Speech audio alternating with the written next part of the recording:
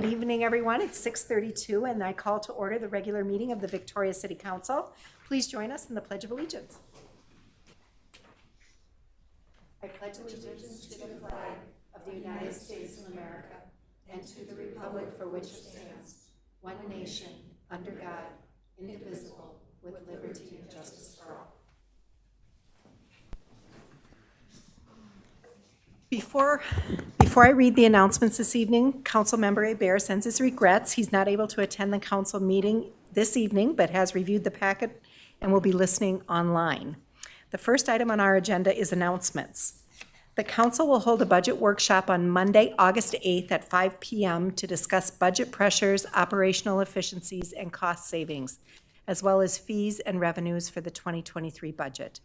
A budget workshop will also be held on Monday, August 22nd at 5:30 p.m. to discuss the max tax budget and levy for 2023. All meetings of the City Council are open to the public and held in the council chambers at City Hall unless otherwise noted. We encourage anyone wanting to attend our council meetings or workshops in person to contact our Deputy City Clerk in advance. In other announcements, the Classic Car Show runs every other Wednesday evening through September 28th.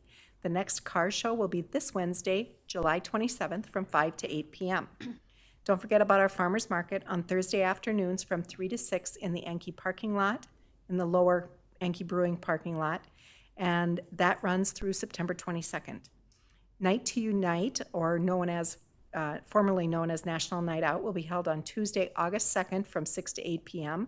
This annual event is a great way to meet and mingle with your neighbors in an effort to build a strong, safe, united neighborhood. Once again this year, Council will be joining firefighters visiting many parties in the city, and we hope to see you there. And one final announcement, filing for the City Council candidates opens up on Tuesday, August 2nd at 8 a.m. We have 2 council member seats that are up for election. The filing period will remain open until Tuesday, August 16th at 5 p.m. Interested candidates should file in person at City Hall with the City Clerk's office. Also, if you're considering running for City Council, feel free to reach out to City Manager Dana Hardy, who can help answer any questions. There are no proclamations this evening, so our next order of business would be to adopt the final agenda. Council, can I get a motion to adopt the final agenda? Motion to adopt final agenda. I have a motion. Second. Can I get a second? A motion and a second. All in favor signify by saying aye. Aye. Motion carries. The next item is our open forum. This is an opportunity for anyone to address the council on an item that is not on the agenda and not an application form that will be coming to the council at a future date. There hasn't been anyone who has registered to speak in advance, but is there anyone in the audience that would like to address the council? Seeing no one, we'll move on to the next item on our agenda, which is the consent agenda. Items on the consent agenda are routine, administrative, and don't require deliberation or are housekeeping items required by law. They're approved with one vote unless someone requests an item to be considered separately. Ms. Hardy, does staff wish to pull any consent agenda items for separate discussion and vote? None from staff, Madam Mayor. Anything from council that they wish to pull? Is there anyone in the audience that wishes to pull an item from the consent agenda? Seeing none, council, could I have a motion to adopt the consent agenda, please? Motion to adopt the consent agenda. Second. We have a motion and a second. All in favor signify by saying aye. Aye. Any opposed? Motion carries. Moving on to our regular agenda. We have several items on the regular agenda this evening. Item 6.1 is the preliminary plat for Downtown West. Presenting this evening is Senior Planner Isaac Peterson. Mr. Peterson, welcome. Thank you, Mayor, members of the council. Exciting agenda item here this evening. We have the first phase 1 proposal for the Downtown West site in the city here. So just gonna do a high-level overview of what we're looking at and where we are. The Downtown West phase 1 site that we're reviewing the preliminary plat, conditional use permit, and site plan applications for this evening include 2 parcels, including the city's 13.5 acre piece shown here in orange, and then the Boyer property shown here in blue. So the total site area as a whole is 14.17 acres. The proposal here before you this evening is a 145 unit or multifamily apartment building on just over 2 acres of this total property. So just to provide some background and history on how we got here. So currently the city owns the 13.5 acre parcel west of downtown that's commonly referred to as Downtown West, or the 13.5 acres in quotes. And that property was acquired as part of a land swap in the early 2000s with Three Rivers Park District. So since 2006 or so, the city has been evaluating development options for the property with the intent to guide it to serve as a full extension of the existing downtown central business district area. So in 2016, the city council adopted a downtown master plan, which guided the 13.5 acre site as a mix of uses neighborhood, incorporating commercial, office, and residential uses throughout the property as a whole. So in 2020, the city council authorized a infrastructure feasibility study to evaluate potential street alignments, site grading, access, stormwater management facilities, along with trail and sidewalk alignments and other public utilities to be located on the site. That feasibility study provided a recommendation on site phasing. And really this was the outcome and outshot from a concept plan that was tweaked to incorporate that. So showing potential proposed buildings, including Building 5 and public areas and facilities to kind of serve the site as a whole. So subsequently in 2021, the city council authorized a preliminary development agreement with Krause Anderson, identifying the pursuit of a proposed phase 1 project within Downtown West. And that accepted phase 1 proposal included the construction of a market rate apartment building, as well as some public amenities, including a central green space area, park, stormwater features, roadways, and utility infrastructures as that initial kickoff and introduction into Downtown West as a whole.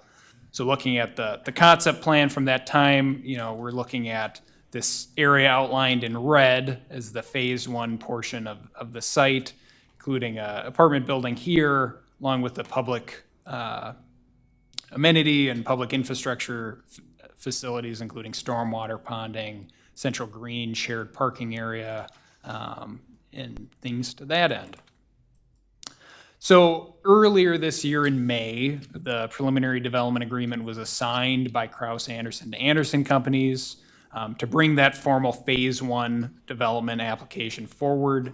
So this evening, we're looking at Anderson Companies' preliminary plat application, conditional use permit applications that are being brought forward for review by the city council for that 145 unit market rate apartment building on Downtown West Phase 1. So again, that's this site kind of highlighted here. So currently, the city-owned property really exists as open space. It was, again, at one point within the Three Rivers Park District. So it's open space with field and several trees. And then the Boyer property seen below here has historically been a single-family house used as a rental in recent years, so containing 1 house and 2 outbuildings on the site. So within the 2040 comp plan, the area is guided as downtown mixed use. That guidance promotes a continuation of a mix of uses within the district, including residential, smaller scale retail, office buildings, and other uses. The residential density guidance for the downtown mixed use area is 24 to 75 units per acre. This proposal before you this evening is 68.3 units per acre as proposed. Zoning-wise, the current zoning of the property is located within the central business district, which is the same as the downtown core. Residential uses, as what's proposed here this evening, are considered or contemplated as a conditional use within the central business district. And then a conditional use permit is also required within the central business district for structures that are greater than 35 feet in height. And we'll talk about this in greater detail, but the proposed structure here before you is 44 feet in height. So with respect to the lots and plat, preliminary plat that's shown, the preliminary plat proposes to take the two pieces, the city property and the Boyer property, and plat them into three new properties within the total site area. So lot 1, block 1, that's proposed would serve the immediate apartment building that's proposed. Outlot B, as shown within the plat, would be retained by the city to facilitate stormwater and right-of-way improvements to serve downtown West as a whole. And then Outlot A would be that remnant piece to be retained by the city to facilitate future development. So right here on the screen before you is that Lot 1, Block 1 piece that incorporates the city property and Boyer property. Outlot B, which includes a portion of the Boyer property, would serve as that stormwater and central green area and street area. And then Outlot A would be used to facilitate future development on the site, as shown in the concept.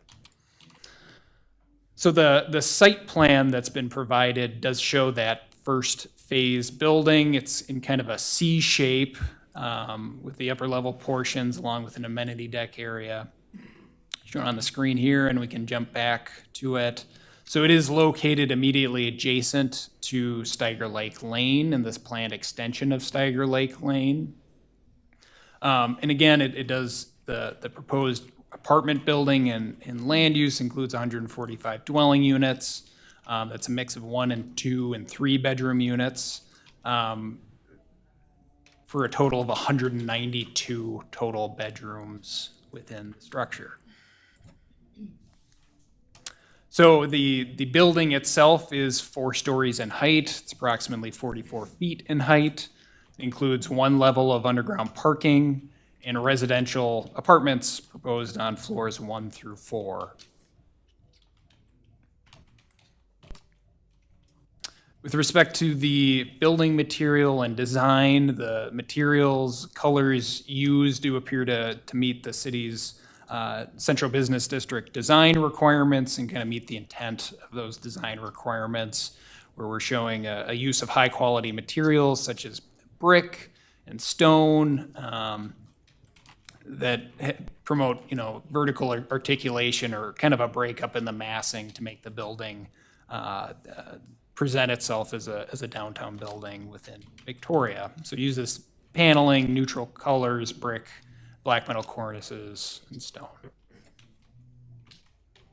So the access to the building is proposed to come from Steiger Lake Lane, shown on the south of the map here, for an entrance to the underground parking facilities along Steiger Lake Lane. There's also access proposed through the central green portion and adjacent to Steiger Lake Lane that would serve as a pedestrian entrance to the main kind of corner entrance and amenity area shown within the building site.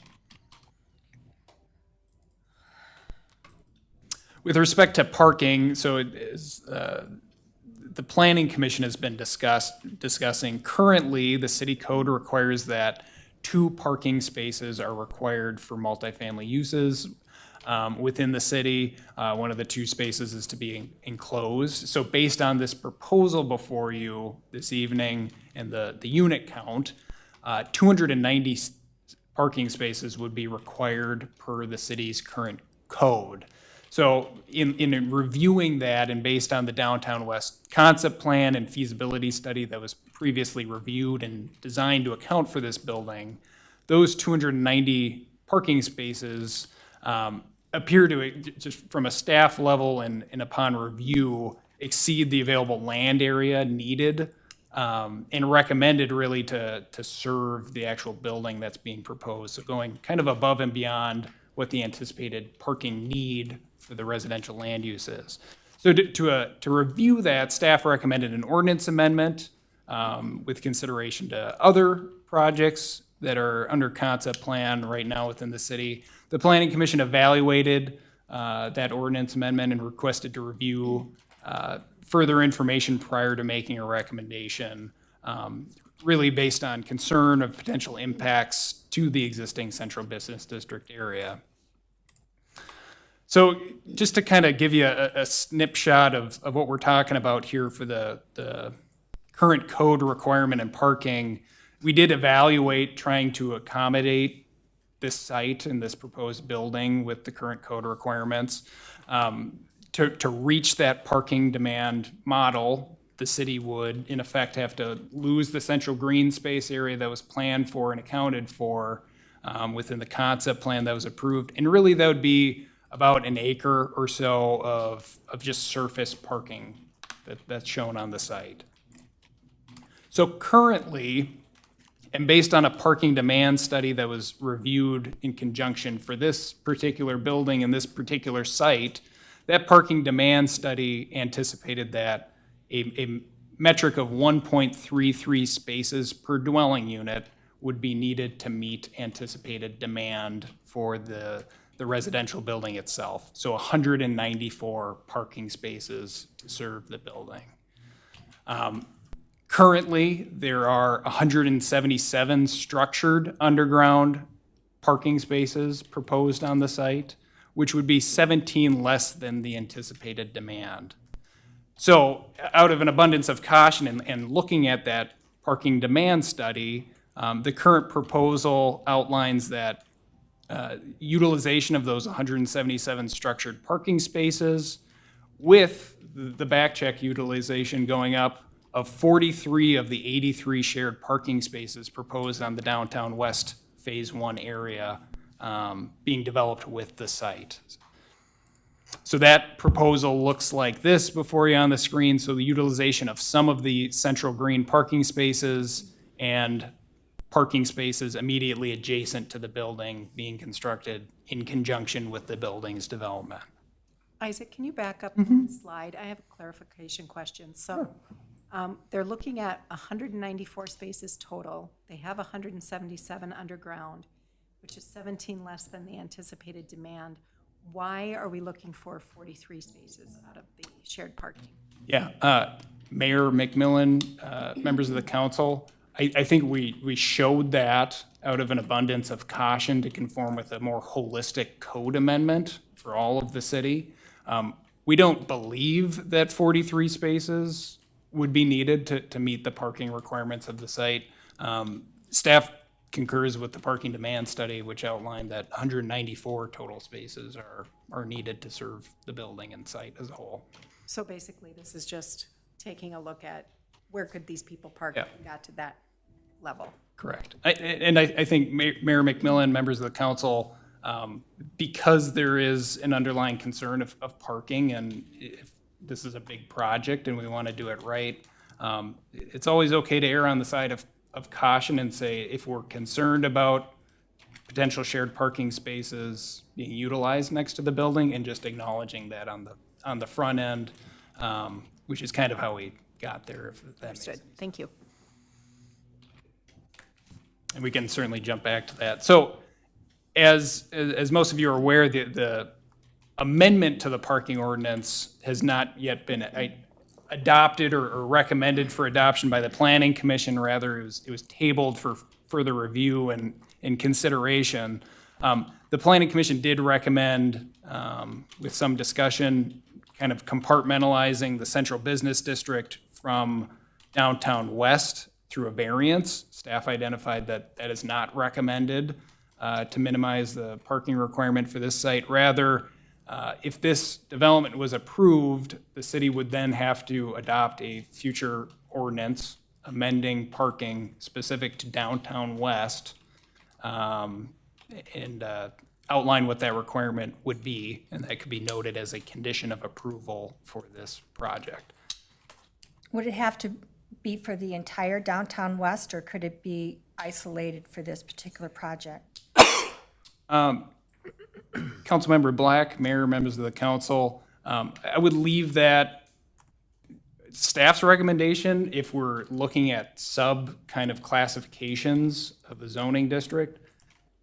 Typically, the recommendation is if the city has a requirement, it should be encompassing for most of the city. Our recommendation would be to specify it for downtown west as a sub-district or kind of defined area. The council could pare that down to a closer lens, if that was the desire of the council, and I may kick it over to Attorney Vos for any recommendations on that. Well, Mayor and Council, I think the original proposal was, of course, adjusting parking sort of for downtown writ large, for a number of reasons that you're more familiar with probably than me. That isn't going to float right now, and so the idea was to limit the change in parking requirements just to downtown west. I guess I think it is less controversial, less, it appears to be less of a project-specific change if you actually make it a overlay district, a full district like downtown west is. And I think just as a matter of policy, staff might tell you that while there's clearly a difference in parking concerns between here in downtown and downtown west, trying to isolate out different parts of downtown west for different parking requirements might be a little bit more nuanced than the city wants to be. So can I say legally it's problematic? No, I think ultimately it'll be a policy decision for you to make. But I think there's some merit to the idea that if you're going to create some new parking standards for downtown west, not trying to get too surgical about it makes some sense. Thank you. Councilmember Black, anything else? Well, the thing is that the proposed ordinance, there were more parking spots required, even though it was less than what we are currently requiring.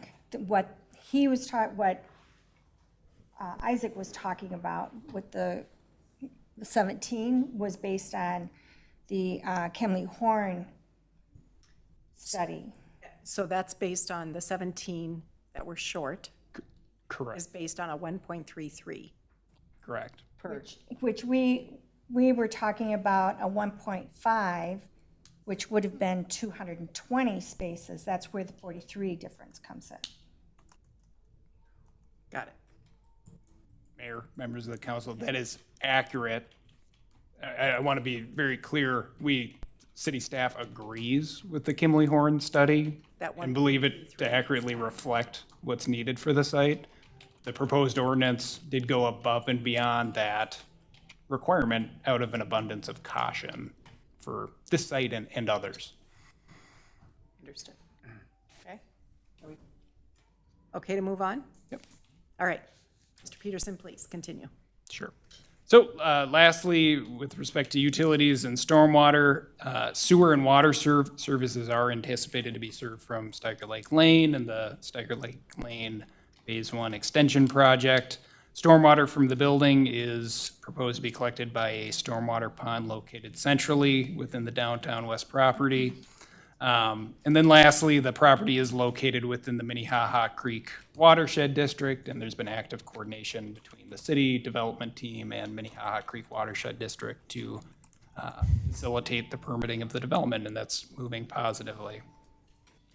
So again, there was a public hearing for this that was initiated on July 19th and then closed earlier this evening. No public comment was submitted regarding the proposed development at the time of the public hearings or to city staff on either night. The Planning Commission did recommend approval, subject to the condition that was discussed, noting that the project conform with the requirements of a future adopted ordinance outlining scheduled off-street parking requirements within downtown West. So just to conclude here, staff is supportive of the preliminary plat, conditional use permits for the Phase 1 projects as proposed. We have identified some recommended conditions of approval, including that the applicant shall enter into a development agreement with the city for the development improvements prior to or concurrent with final plat approval.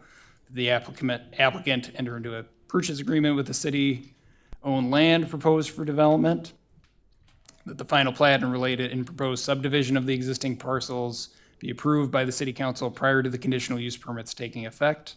That the site plan and building materials be approved by the city council prior to the conditional use permits taking effect. And one deviation from what was included within your packet, and as a result of recommendation from the city attorney that I want to flag here, would be for the language regarding the site conforming to a future parking ordinance, that it read approval of the conditional use permits and the preliminary plat as provided herein is subject to the future adoption of code amendments related to parking requirements for residential uses in the downtown west portion of the central business district that permit off-street parking contemplated by conditional use permits or by the conditional use permits and preliminary plat. And the approval shall not be effective until such amendments take place. And then lastly, that a building permit be obtained prior to proceeding with building construction. Sign permits be obtained prior to building construction or installation of signage. And that the applicant submit title work and title commitments for all portions of the property shown within the preliminary plat, subject to the city's review. So I can certainly stand for any questions, Mayor and members of the council. I believe we do have our applicants here with us this evening that would like to just kind of discuss the project initially before opening it up for city council discussion. Certainly, thank you. Mr. Marco and Mr. McLean, welcome back. Who's going to start us off here? We'll come up together. Perfect. If you would please state your names for the record. Tim Marco with Anderson Companies and Marco McLean Development. Mark McLean, Marco McLean Development, and Kraus Anderson, 501 South Fifth Street. Great, thank you. Please. Yeah, thank you. Good to see everyone again. Kind of surreal to see the last 3 years coming together right now. We're pretty excited about where the project's come and where it's going. Isaac did an amazing job of summarizing the project, so I don't think we have a ton to add before the Q&A. One thing I would mention on the parking side, you know, we delivered a Kimley Heron parking study and then also had feedback from our third-party management group, Village Green. We mentioned this in the Planning Commission meeting as well last week. We are supremely confident in our ratios for parking demand at 135-ish, essentially 133. Certainly have the most to lose if we were to get that wrong, in the sense that nobody would rent our apartments if we don't have places to park. And it doesn't do us any good by trying to shortchange that. The savings we would see would be devastating, frankly, upon stabilization. So we're happy to come up with the 1.5 ratio as it relates to the shared parking, but we honestly don't think that we're going to utilize them.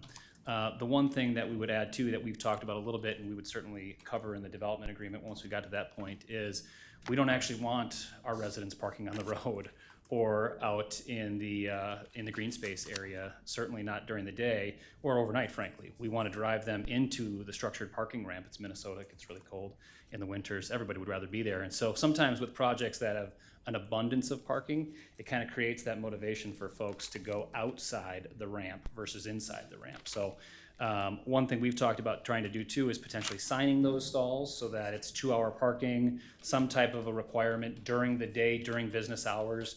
You see it a lot in bigger cities, downtown Minneapolis, after 6 o'clock or 6:30, it becomes free parking for anyone. But at least at that point, it's kind of gotten people to continuously turn around.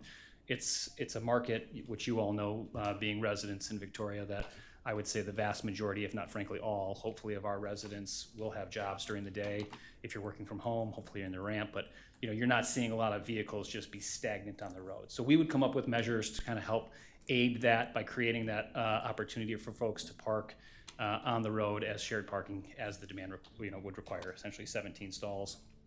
I think I would touch on a little bit more the diversification of housing that we've got in there, the studios into the 3 bedrooms. We're really excited about bringing that 3-bedroom opportunity into Victoria, the 2 bedrooms as well. Our price points range similar to what you would find today in Victoria Flats. I think the numbers last week were $1,450 on the low end up to $2,650. Hits a pretty nice range of not capital A affordability like we like to call. There wouldn't be any preservation, but it's still accessible, certainly with today's fair market rents that were published this year by the Minnesota Housing Association. I think that's probably all I would cover. Well, Isaac, do you have, I'm sorry to put you on the spot here, and probably not the most formal way to do this, but do you have the renderings that I sent over that you could pull up, more the zoomed in version of that front? I think we want to just talk for a moment about how we kind of got to some of the programming there as well. That's the courtyard piece. We'll cover that in a second. So right there, this image has more of a trellis on the corner, so it creates some shading and some darkness that you wouldn't see in a real life photograph. It's there for emphasis that there was a trellis on the corner there. But when we started to look at this site, 2 years ago plus, even in May, when we came before you, on how we would incorporate, whether we could incorporate retail space. And we've talked to retailers, grocers, continually figuring out where is that right mix of balance. One of the planning commissioners in the meeting immediately before this brought up the same point that we brought up before, which was realistically the retailers are going to want to be on 5. It's where the master plan showed building 5 on there as well, right? Kind of right as you come into the site. So we originally had our lobby right on that hard corner thinking, okay, well, where the signage is, people are gonna be coming up that driveway and there will be the lobby. Well, we modified that slightly to push it further to where you see the brown brick and the kind of white silhouettes of folks on the street right there, thank you. And reconfigured that corner to be what we hope, in our last project, we called it a community incubator space. It was more of an open pre-function type of a space. It allows our management company to invite businesses and folks from outside of our individual community, from the greater community at large, into the building. There's a patio over there, and it really is a nice opportunity, whether it's on the spot pet grooming, whether it's pop-up restaurants, whether it's a wine party, whatever it is, from a up-and-coming business, from the region, from the local market, to kind of create that commercial space when it's not really a commercial space. Could it be in the future? Potentially, with building codes. I'm not sure exactly how that would work, but it's trying to activate some of that hard corner to create more liveliness there and programming than it would be for our lobby space. If it was just our lobby, you'd see some lights and stuff like that. But by moving it further down, we were hopeful that we would accomplish, somewhat of commercial space without being commercial space, if that makes any sense. So are you building it so that it can be convertible? I mean, there's codes that you have to do to be commercial or retail. Is that main floor being built so that it could be retail at some point? Currently, the first floor, Councilmember Black, members of the council, it is all stick frame on the interior right now, and it's not being planned to be built out as a commercial space right now. It has a kitchen in there, it has the plumbing and the pipes, but the actual interiors of the wall would have to be reconstructed and sealed off, essentially. So you never told us formally that it's just an apartment building. Is that what you're telling us today? That it's just an apartment building? Yeah. Well, in our previous conversation, it was a market rate apartment complex. Well, yeah, but, Yeah. I mean, the last year or so, there was always that hint of going to be convertible main floor so that it could at some point become retail. So you're saying no? Well, I mean, a conversion is a product of time and money, so, I mean, essentially, the area that's in that corner could be converted in the future. It's just not being constructed out of steel frame walls at this point. So there's no It's plan. never going to happen. So there's not a plan currently to do that. Correct. Got it. All right. Councilmember Black, anything else? They thought it was. People thought it was. Even as far back as, I think, May even, they thought it was. And that because you were changing it to all apartments was because of COVID, and that we would make them apartments now, but then they could be converted into retail. But I guess not. A little bit of context. So as we've worked over the last 2.5, 3 years, it's been in sequence with the vision and the master plan that's been happening. There's been a little bit of refinement there. I think the effects, the topical effects of COVID are still devastating a lot of, business owners and things like that. So that, I don't think that has changed necessarily, but as we've done our work, we've been reaching out to retailers. We've been kind of trying to be concurrent with the master plan, and what you see for the refinement or the evolution of this site plan has been to keep it as tight as possible on that kind of phase 1 piece that doesn't have as much. It's going to be far more challenging to park. It's got a little bit more of the topographic issues that work a little bit with how we're doing our parking, but would not work to put a surface parking. Isaac kind of showed what it would mean to kind of put that traditional surface level parking lot to park a restaurant or a grocery store. And as we've been going through, and what we kind of talked about in the workshop is, let's keep this, let's do the public benefit space that really wants to activate and interact with the green space and be a welcoming spot for the community. And we can do things that aren't necessarily brick and mortar. We're doing some of this stuff in St. Paul. It's been very successful. So what we want to talk about, and it's never really been a great forum or open kind of public appropriate place to talk about it, but is leaving as much flexibility as possible to that center space, because the challenges we've been hearing and what we're going to run into is you can't park us. We don't have good sight lines from the retailers, the small shop folks we look in when we show them the site plan or have been. You can't park us, in a sea of asphalt conveniently. We don't have great sight lines if you want us up on that kind of upper tier. We don't have great access because until that main entrance gets figured out with the DOT, which is going to take some time, everything's going to be kind of routed around the Steger Way. And that's just, with the amount of volatility out there right now, that's, those are three pretty major red flags. And so what we've been trying to do is keep it as tight as possible, be that catalyst, get the infrastructure in, leave as much flexibility, preserve the green space, because that's going to be a fantastic amenity, not turn our back on the fantastic kind of environmental amenities of the site, leave that central core and that water, the enhanced water feature that'll act as stormwater infrastructure as well. That central area wants to be that true mixed use. So leave enough flexibility where there can be a true mixed use development that has that mix of for sale, market rate, maybe some age component, and then true vertical mixed use. And what we've never said before is we're very much wanting to leave that flexibility because we're very much wanting to be a part of that, but never felt it appropriate to come in front of you guys and say, hey, we want to talk about the next thing before this one is executed successfully. Okay. But our interests align in very much wanting to be a part of that vertical mixed use kind of central portion, which we see as a very executable vision for bringing retail in. Okay, so with this development, how many employees do you think you'll have there? On-site staff will have at least 2 full-time maintenance people. We'll have a building GM. We will have a full-time leasing person, probably a part-time leasing person too, dedicated just to the building. And then when you add in kind of the third-party services and cleaning, landscaping, everything else, that Tammy could probably tell us that multiplier better than I could, but we could get those figures for you. And then where will they park? Well, I think that's going to be part of that, being conservative ratio and kind of what Tim talked about. There's an opportunity to do a really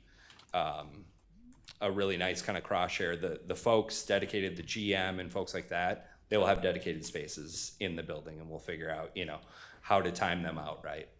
So they're going to have dedicated spaces in the 177 that you are. That's how we traditionally have done it, or we could find a place out front for them.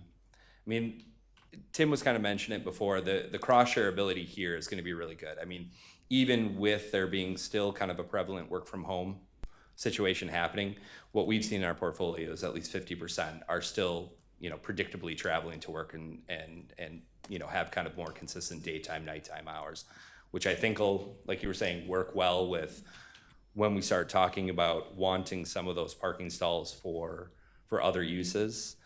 But then reserving them a little bit more in the day, kind of the proof of parking public spaces.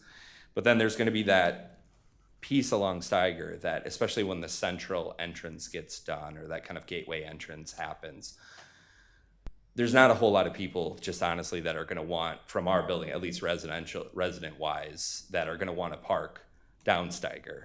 No. It doesn't serve anything really. And so if needed, if it didn't kind of optimize outright kind of more to the ratio that we're talking about, then there'll be a place to find 2 or 3 cars for staff there. If I could add one more thing, Councilmember Please. Black. The employees, the vendors, those folks, that's all daytime traffic, like Mark was saying. None of those are full-time overnights. So as it relates to that, residents are away at work, vendors are there, employees are there, leasing agents are there during the day, right? So typically, I don't know exactly what the cutoff will be, 6 o'clock-ish or so. Folks go home to their families, their employees, they don't live in the building. So any of those spots that they used would be free back up to the residents. Okay. Councilmember Black, other questions?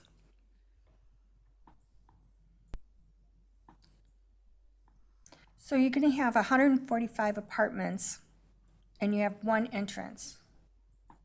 you don't see any problems with that? There'll be one central front entrance and then 2 elevator cores in. I'm talking about for their cars, leaving and coming. No, No, yeah. We serve some of our downtown 300 plus with 1 garage entry. It's okay. All right, thank you. Council, other questions? You mentioned, we talked about the street parking a little bit, so if we, you do have people, living there that have to park on the street, would there be allowed overnight parking in those areas then? Like, would we allow that? Right, so Those are if, you're right, like if there's not enough, Yeah, we don't have overnight parking. so, so would right, like, would that be something we have to consider if there's not enough space? If you have Mr. Peterson, yes. Mayor, members of the council, so presumably, if the city were to entertain shared parking use within these areas, typically downtown, we don't allow overnight parking, like in the Flats parking lot where there's adjacent shared parking next to where the Flats is. Can certainly maintain that moving forward, but I want to preface this in saying, if the project were approved for the shared parking adjacent to the site, a shared parking management plan really would have to be identified and approved by the city that outlines who is responsible for maintenance of what, what the time constraints of the use are for those shared parking spots, Yeah. you name it. Parking stickers, Got it. parking permits. I just wanted to make sure, like, we were thinking about the right, like, Yeah, I'm still worried about the parking, but sorry, I lost the question I had, so if Derek Okay. has something, I can. Councilmember Gunderson, anything from you before we? he's very pensive over there. No, I mean, there are positives and negatives of being the first on a plot of land that we've owned for 13, 16 years, the 13.5 acres. I'm a little disappointed that we can't get full retail. I understand it, why, because when you look at it, when you are the first, there's nowhere else to go there. You're not going to go look at the grass. You go to that building. You're going to go live there. You're going to use the facilities that are there. As it gets built out, if there's potential that can be retrofitted or whatever it is, somebody wants to do something in that corner. As the 13.5 gets built out, that'll be a place people want to be, and it will be in a sight line, and it will be usable. It will be in a very good sight line because you'll be right on the corner walking into downtown from the west. So, I mean, to that point, once we start to, if this is truly the catalyst for the development on the 13.5 acres, that's one of the best sight lines there is. And I would get in front of any business that says it's not a good sight line if they don't see that vision. Yeah. So to me, that argument it falls a little flat coming from a business, not from you. I understand the point now, and I see the issue now. But once it does build out, that's going to be a great place. And that's, now from our standpoint, we're adding parking to a problem. We're adding parking to a problem we're talking about on downtown, that people that use west businesses right now will park farther west to go to those west businesses. It's just the way people park. That's going to open up spots downtown. That's just, that's me thinking They're logically. gonna think it's for them too, yeah. And that's what It's shared shared, parking is. shared parking. So you're gonna go west, if west parking is full, you're gonna go a little bit more west to walk to the west businesses. That's gonna open up parking here instead of people parking in central or in some of the not shared parking that we have. So to me, it helps alleviate a little bit of a problem that we're having in the downtown area. And as this gets built out, it'll continue to alleviate that problem. The building looks great and in line with what we currently have. If I love it's the inside court. if it's a success, Get a pool. I saw a pickleball court, I think. Yeah. In one they of the got pickleball, renderings. They got a pool, I mean, you're gonna have people, dog park. you're gonna attract the people that we're trying to attract now with putting 8 pickleball courts in this summer. So Do you know how noisy it is? So, like I said, there's positives and negatives, but right now, to me, the positives are outweighing the negatives. I don't really have a question other than just to combat it doesn't have a good line of sight or good sight lines, because that's gonna be the best sight line in the city when this gets built out. So I'll leave it at that. Councilmember Roberts? Yeah. Question on that? Yes, so the ordinance issue that was tabled by the planning commission, right? So that's part of that is waiting for more parking studies to be done, correct? Like looking at what parking's looking like, is that? Councilmember Roberts, Mayor, members of the council, I think not to inflate kind of perceived issues or issues that are being taken with that ordinance amendment. From staff's perspective, we didn't really hear negative comment or concern about downtown west. We're viewing this as though it could be treated as an independent ordinance amendment specific to downtown west, that we could still gather more information for the rest of the CBD and look at some of those parking study utilization counts and update that for a more holistic approach. But the city could proceed with a parking ordinance specific to downtown west, if the council is okay with that prior to retrieving those. And then obviously, because we're kind of right, like, for lack of a better term, making it up as we go, right? So we don't know how right? Like, we have a vision for what we want the 13 acres to be, but we don't know what development, right? Is it going to be more apartments? You know, we want commercial, but what's going to come? So obviously, we'll have that ability to change, right? So as the 13 acres, morphs into what it is going to become, we can change along with how that's. Well, the ordinance that they're talking about is specific to multifamily. It's not, Right. it's not, But we've also talked about not specifically for this site, it's for the whole 13 acres, correct? So for any multifamily in that. okay. Yeah. So I just want to make sure we can adjust as, like, if it's necessary as we go. So when do we decide about the ordinance? That's what I'm kind of. Yeah. Yeah, so Councilmember Roberts, Mayor, members of the council, so you can, I want to avoid the impression that we're kind of spitting into the dark here. Right. We do have a pretty good understanding of what's anticipated for downtown west through that feasibility study. So there's about, a delta of 550 plus more parking spaces outside of what we're discussing right here, to serve those anticipated uses. So through that feasibility study, there's a ratio of how many residents and units do we anticipate over here, and do we have the parking to serve it? That concept plan that I showed was kind of a proof of concept of we have the parking and space available to do that. But what that didn't take into account was the city's current parking requirement. So it's saying, we think we need this and we're pretty confident of it. The city's parking ordinance is a deviation from that. So I think what staff's recommendation would be to do is align whatever the parking ordinance amendment is to that feasibility study and what's been anticipated, so that, we're making sure that we have enough parking for the residential uses in downtown west, and aligning that to a tangible regulation or rule that can be followed and abided by for downtown west. Does that make sense? Yeah. Councilmember Black? Yeah, because the amendment, I would want to make some changes to that.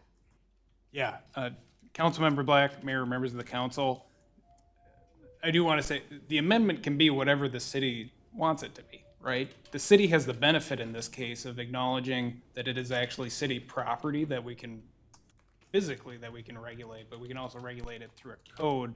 I think the general recommendation is from staff to right size what our code requirements are to align with the future guidance of the property, because that's where you get that kind of tension and disconnect of, we're trying to do this, but the code is guiding us in a different path. Right. So that would have to be a new amendment outlining exactly what the city wants, if that's the direction we want to go down, would have to be reviewed, evaluated. Staff would intend on bringing that to the planning commission to discuss, if that's what the city council direction was. That's good.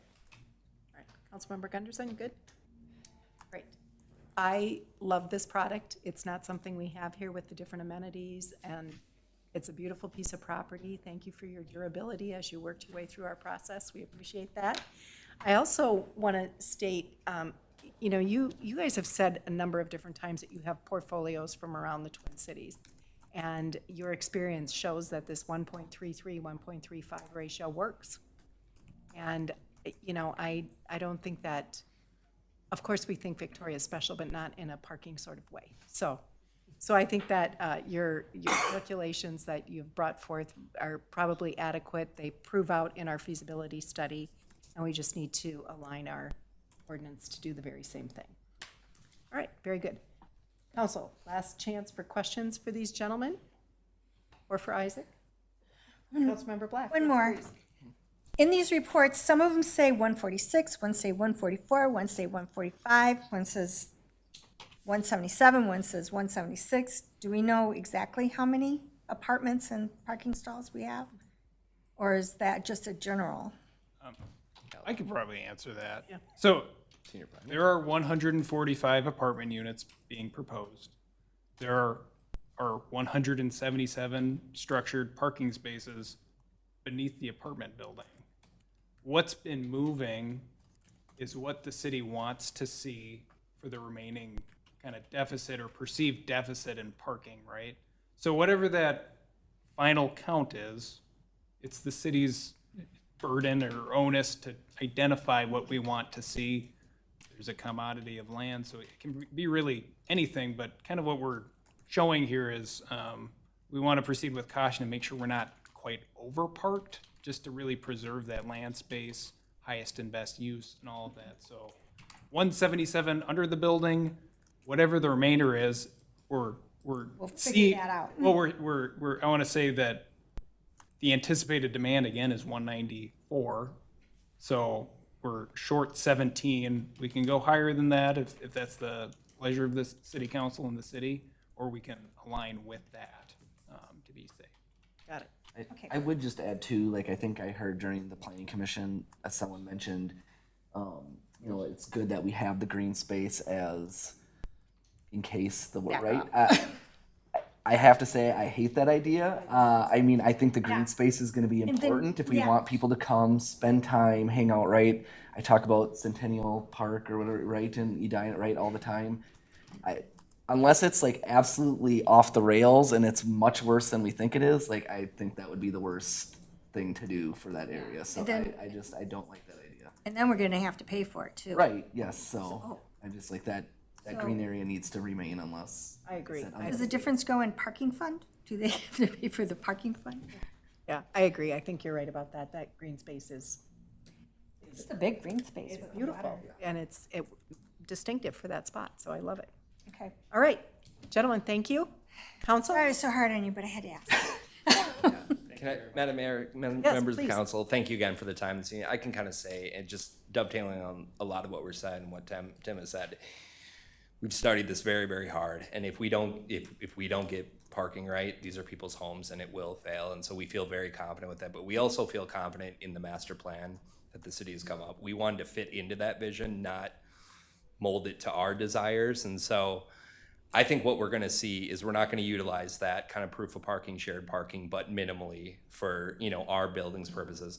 And it will have the effects you guys are looking for. I mean, 6 months of the year, I think you're going to have a very walkable, I mean, being realistic, having a walkable clientele to downtown that isn't utilizing hopefully any of the downtown parking should be really good.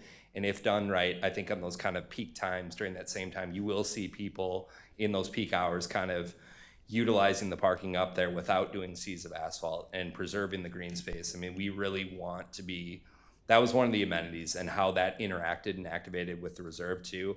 We want to see that programmed and activated. We want to be a part of that. We want our management group is very good at kind of utilizing some of those public spaces. We want to see, you know, T-ball groups going out and having a fun, you know, type practice out there. It's not going to be a ball field, right? But they go out and have fun, and then maybe they come and have a pizza party on our patio or in our public space, you know, that kind of thing. Splash pads, we want to preserve that at all costs, and so we would agree that, you know, having to look at doing parking over that down the road is not if we would have shared that concern with staff and senior planner and city manager, we definitely would have brought it up earlier on in the overall master planning. Because once you kind of get that curb and gutter in, we're trying to retain as much flexibility in the buildable portions left to create that really cohesive, vibrant, mixed-use community.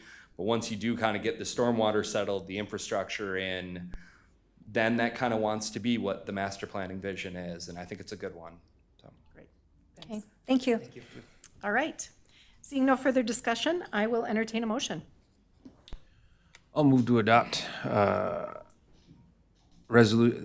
move to adopt a resolution approving a conditional use permit for a structure greater than 35 feet in height, a conditional use permit for a multiple family residential use within the central business district, and a preliminary plat for Downtown West Phase 1 submitted by Anderson Companies with revised condition of approval number 5 as presented and discussed. We have a motion. Can I get a Second. We have a motion and a second. All in favor signify by saying aye. Aye. Aye. Any opposed? Motion carries. Thank you, gentlemen. We look forward to getting a shovel in the ground out there.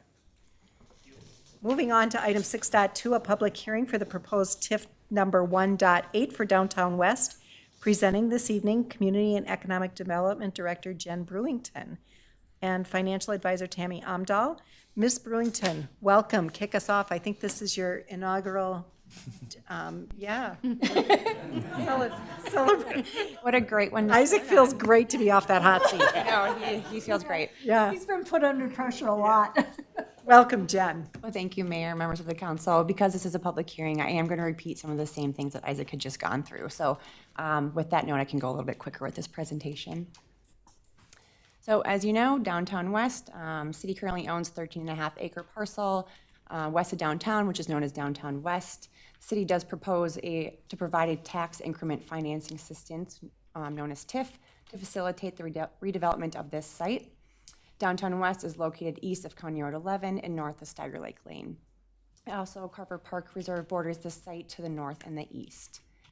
You're all aware of the proposed site and the overall development. In 2016, the City Council did adopt a downtown master plan, which guided the 13.5 acres site as a mixed-use neighborhood with commercial, office, and residential.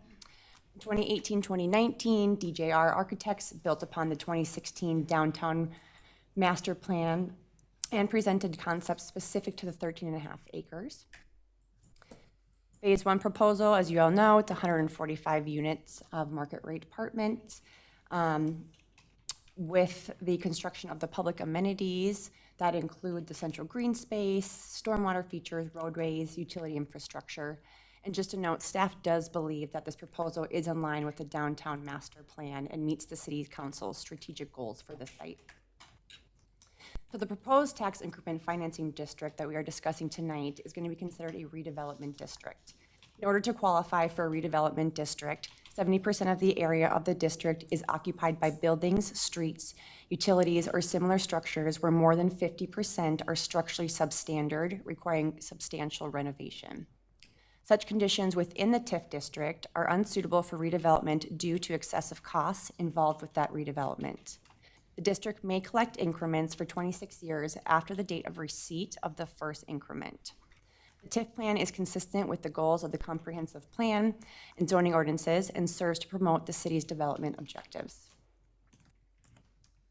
Tammy Amdahl from Northland Securities will now discuss proposed TIF district financials. Ms. Amdahl, welcome back. Thank you. Jen, if you can go, thank you, went to the next slide. With respect to the tax increment assumptions that the tax increment financing plan that is built upon, the estimated original tax capacity is very minimal. There is a residential home there with a few outbuildings and then the existing land owned by the city. The estimated total tax capacity after the proposed improvement, $360,000, that's net tax capacity, with a total taxable market value of about $28.8 million. The taxable market value reflects an estimate of what the county assessor may assess the project for, not the total construction cost. City will use TIF to pay for public development costs. Under the TIF law, public development costs may include costs that are incurred by the developer, so that term sometimes is a little bit confusing. developer costs for land acquisition, including the special assessments that have been levied or will be levied, and site improvement. City costs for street and utility improvements will make up the balance of it. With respect to the next slide, the tax increment assumptions, the estimated average annual tax increment from the project is estimated at approximately $400,000 average annual over the 26-year life of the district. The developer will receive 97% of the increment as proposed for reimbursement of costs incurred by the developer, and I'll go through those costs again in a moment. That's estimated to take about 15 years to reimburse for those costs. I would emphasize, as my earlier comments in your workshop, you are not approving the agreement with the developer tonight, so that 97% is an estimate to help inform how these numbers flow out. But note, tonight you are only considering the establishment of the TIF district and the adoption of the plan. The city would retain 3% to reimburse actual admin costs that may be incurred. After the developer would be reimbursed, the city would retain 100% of the tax increment until the city was reimbursed for the public development costs incurred by the city. On the next slide, to break down these costs a little bit more, and this is actually a schedule that appears in the tax increment financing plan, the total column. We've added the city and developer to break that out to help inform what these numbers mean. Over the life of the district, future value, approximately $10.5 million of total tax increment is estimated. We've assumed some interest and investment earnings for budgeting purposes only. So total estimated tax increment about $10.5 million. How will that be used? That's shown in the bottom half. So for project costs, land and building acquisition of approximately 2.9. That includes the acquisition that the developer or the land sale proceeds to the city for the city's land, the acquisition of the private property, and the payment of the special assessments makes up that approximately $2.9 million. The remaining portion would be for site improvement costs for a total reimbursement of $3.8 million present value of costs. That would be payable with interest, that interest rate to be negotiated, but the balance currently estimated at about $1.5 million in interest. So total payments estimated to the developer over those 15 years of approximately $5.3 million. The remaining increment would be used by the city to reimburse the city in the future for the cost of building out the public infrastructure today that would serve that site. And that's estimated at approximately $2.1 million. The admin costs at $181,000 is probably a little high for this district. Any increment not used for admin would be available for the city to use to reimburse for other public development costs incurred. So that's the budget under total that appears in the TIF plan. The projected sources and uses of tax increment. So the TIF plan provides the framework, a budget, a not to exceed amount if adopted tonight. It can always be less, including with the term being at 26 years. That 26-year term is meant to be, and it is a long term, meant to provide the opportunity not only to reimburse the developer for costs for the project to be feasible for them, but to provide the opportunity for the city to be reimbursed for the public development costs. Approval of the development agreement, the TIF agreement with the developer, is tentatively anticipated for September 26th, subject to reaching final terms. With that, Mayor and Council, those are both staff and my comment with respect to the TIF district and the TIF plan. So unless there are any comments for me, I will take my seat for the public hearing. All right, thank you. Any comments for? Good. Terrific. Thank you. Thank you. I will now open the public hearing. If there is anyone here who wishes to speak to this item, please come forward. Anyone? Everyone left. Who wishes? Ms. Hardy, please. Thank you, Mayor, members of the council. Just wanted to make a note that we did receive feedback, written comments from Carver County on the proposed district, so, and the use of TIF. So I just wanted to sum that up. That did come late this afternoon. I forwarded that to you all here this evening. But just to summarize the county's comments, they just are reminding us that as Steiger Lake Lane Extension approaches County Road 11, we'll need to work with the county to plan for those improvements, and the city will need to fund a portion of said improvements to the county road. That would be in a manner consistent with the county's cost share policy for development-driven projects. Then this is something that we've already planned for, and it's in our CIP. We don't have exact numbers as we get through engineering and more information, those numbers will be refined over time, but that is something that we had planned for. And then we're anticipating as we move forward that we'll be engaging with the county and MnDOT to identify more specifically what those improvement costs will be needed, and to develop those costs and a financial plan in order to pay for those improvements. So just wanted to make that note, summarize what the county had shared with us late this afternoon. Terrific, thank you. Thank you, Mayor. All right, with that, is there anyone else who would like to speak to this item? Seeing none, I will take a motion to close the public hearing. Motion to close public hearing. Can I get a second? Second. I have a motion and a second. All in favor signify by saying aye. Aye. Any opposed? Motion carries. Council, is there any further discussion on this questions? I'm just curious. Councilmember Roberts. So the council is making the determination if this meets the but-for test.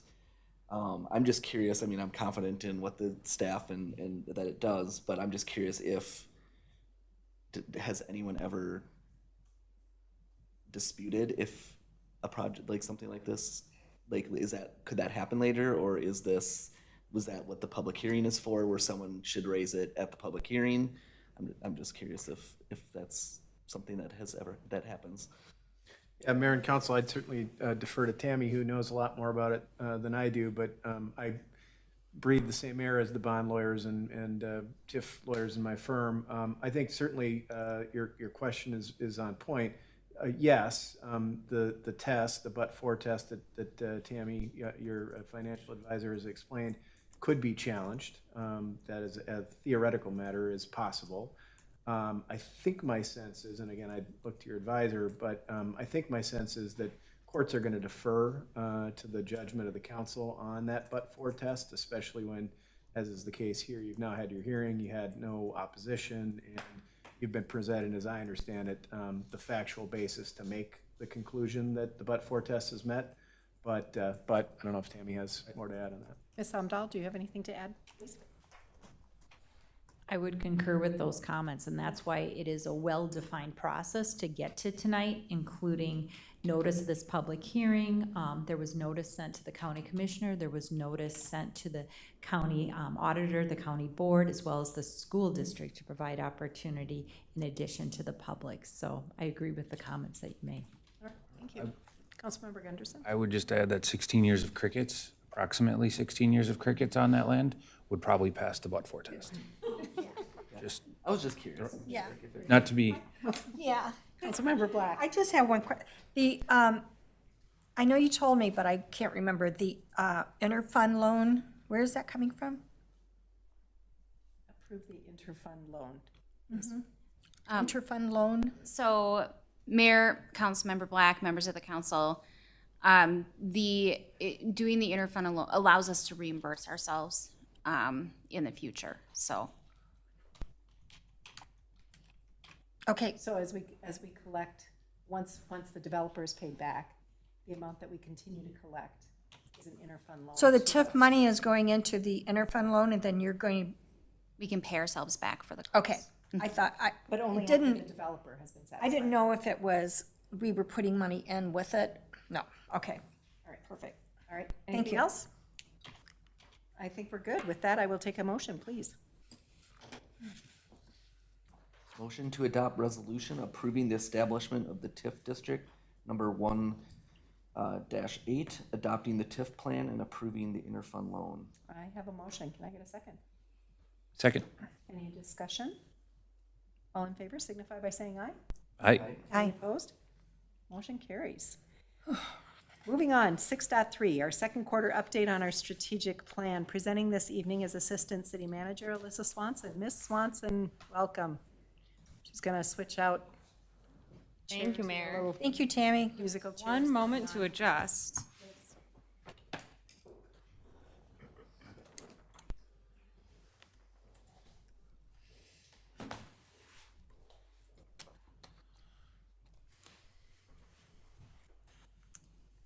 All right. Swanson, welcome, please.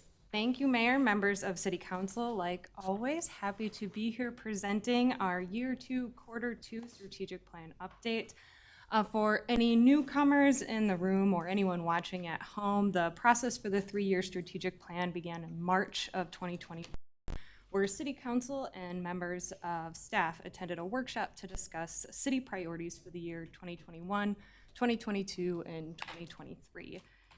At that time, 8 priorities were identified, and within those 8 priorities, 123 initiatives or projects were also identified. So far, the city has completed 66, which has placed us a little over halfway of completing our strategic goals. It is important to note that 48 out of the 66 are considered ongoing initiatives that require staff time to implement and to continue to deliver those services. We also have 6 what we call reoccurring initiatives, meaning that they repeatedly come up year after year. An example of this would be the annual fire department report, which is conducted yearly. Another example would be our financial reports, which come in quarterly. And then out of the 57 initiatives left to be completed, 48 have been started. And a full progress update on each of those can be found in the strategic priority spreadsheet within the staff report. So with that, City Council, I will draw our attention to the city's strategic plan dashboard.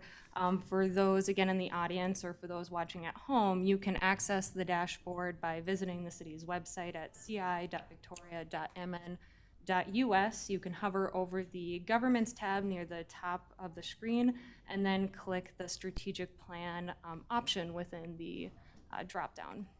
So Mayor, Council, as you're familiar, the city began to supplement our strategic priority spreadsheet report with what we call quarterly spotlights. Quarterly spotlights use storytelling matched with data to showcase city initiatives, programs, and services that may or may not be covered within the report. We share these within our strategic planning dashboard so the public can view both the report and our spotlights at their leisure. So in quarter 2, 2022, staff chose to highlight 2 city initiatives, the launch of the Senior Resource Expo and a review of the Citizens Community Survey results. In addition to the 2 larger spotlights, staff also highlighted smaller projects within the report. This quarter, we chose to focus on our 2022 Community Builder and Volunteer Appreciation event. This event honored 78 city volunteers, Citizen Academy graduates, committee members and commissioners, all that dedicated countless hours through the last year into making Victoria a wonderful place to live, work, and play. In addition, the event recognized the 2022 Community Builder awardee, Mike Poppets, and the Key to the City awardee, Sherry Schultz. The second spotlight is the new water bottle filling stations at the Recreation Center. If you've been there within the last month, we've installed 3 water bottle filling stations, and I happily will say they've been pretty regularly used. As checking this morning, they've filled over 3,661 water bottles. They were installed in early June, so that is quite a number of water bottles saved from our oceans. Yeah, and that was also done in partnership with Carver County Public Health, and we received state SHIP grant dollars to pay for those filling stations. And then lastly, in June, the city kickstarted the 2023 budget discussions. It is always important to note that while the city's fiscal year starts in January 1st of each year, the budget process occurs over a 7-month period through the collective efforts of you all, City Council, department staff, and of course our city manager. So with that, Mayor, Council, that concludes our quarter 2 strategic plan update presentation. And with that, I will stand for any questions. Council, thank you, Ms. Swanson. Staff has been super busy, and we appreciate that. Council, questions, comments? Great work. Thank you. Terrific. Seeing no further discussion, since this was informational only, we don't need to take any action on it, and there are no more items on our regular agenda this evening. So let's move on to reports and emerging issues. Attorney Vos, any reports from you? Mayor, Council, I don't have anything to report. Thank you. All right, Ms. Hardy, anything from staff? None from staff, Madam Mayor. Terrific. Council, anything from council? No. Oh, my goodness. We're all looking at you, Judy. I spent all my time studying all this stuff for the Nothing from me as well. market rate so- apartment. Yeah. Members of the council, there's nothing more to come before the body this evening, so let's have a motion to adjourn. Motion to adjourn? Second. We have a motion and a second. All in favor signify by saying aye. Aye. Any opposed? Motion carries. We are adjourned.